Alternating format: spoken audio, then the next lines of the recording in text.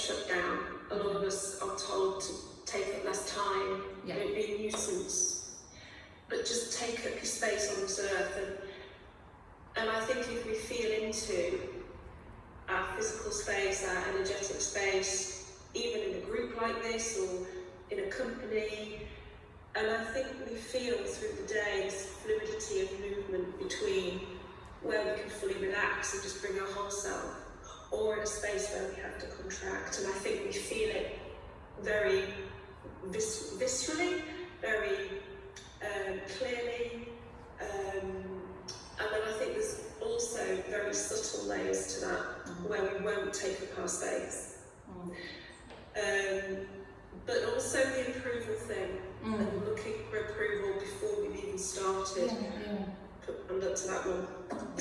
I think, do you know what, there's a really great expression, and it's actually from Tim Ferriss in the 4-Hour Work Week.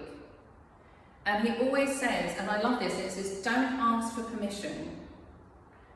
Ask for forgiveness, that's it. Exactly. And so often, and I think that's the thing again, this is a really powerful one after the pandemic, you know, because I don't know about you, but I think, you know what, I spent so much time during that time trying to figure out what the frickin' rules were, you know. And Melissa, I'm hoping you didn't have a similar experience where you were, but here, it was, not only was it so confusing, but also initially we didn't have any rules for people who were carers, people who were single, people who required care, people with special needs.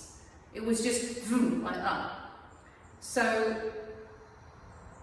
it was very difficult to know what the hell we were supposed to be doing. And also, and then what happened was, every time there was a new set of regulations and rules, what happened was there started to be what you might call the more obscure rules. So there started to be rules for, if you're single, you can go in a bubble. If you care for somebody, you can go into their house.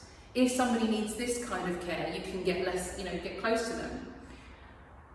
So every time there was a new set of rules, it was like, let me dig down, and I remember digging down and finding out that although we were only supposed to have like 6 people, if you were a carer, that didn't count the person you cared for, so you could have another one. And if you were but you had to be this disabled, that disabled, whatever. And I figured out that with my family, we could actually have 11 people together. Because it was a bit like your disabled parking. It's like, yes, you can have one more for that, and you can have one more if you've got somebody with special needs. And it was, like that. But I think we all got into a framework of not just looking both ways if we cross the road. It was more like, look both ways and check here and do that and check this, and make sure that we absolutely know that we're allowed to do something. And really living through an impossible time. So I think, yes, definitely, isn't it? It's like, don't seek that permission, seek forgiveness.